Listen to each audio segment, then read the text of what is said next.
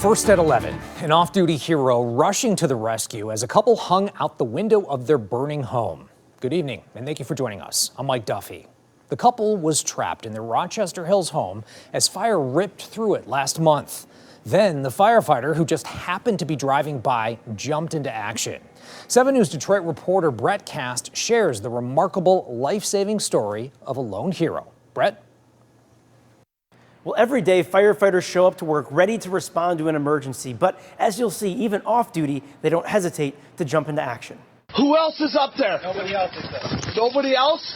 You guys are out? Not even minutes after the first call went out, an Oakland County Sheriff's deputy was on scene. But even before that, another hero beat him there. The timing was just odd. I mean, it couldn't have been, it was the right place at the right time for sure. Lieutenant Chris Ogg with the Rochester Hills Fire Department was off duty in his own car driving down John R. near Avon when a home caught his eye. As I was driving, I saw smoke coming from a window and then realized I could see 2 people in the window with the smoke coming out of it.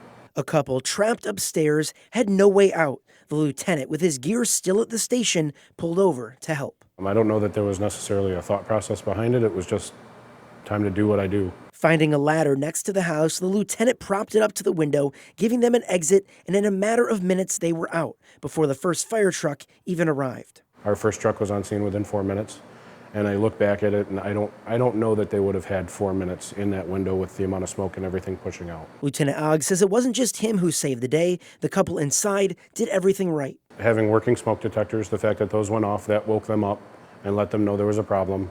By them, once they got to the door and realized there was an issue, them closing the door bought them the extra time that they needed to be able to get rescued. And then also getting to the window and making attention, no matter how loud you got to get, whatever you got to do to make noise, let people know something's going on so that people can get the right people on the way. In his 11-year career, this was Lieutenant Ogg's first ever rescue. And for the couple he saved, it's one they'll never forget.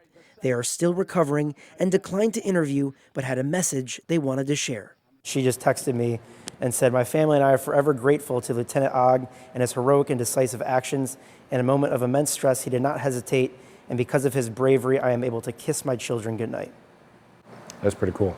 It's not very often on the job you get a rescue in that situation like that, and being off the job and getting it is even more just mind-boggling to me.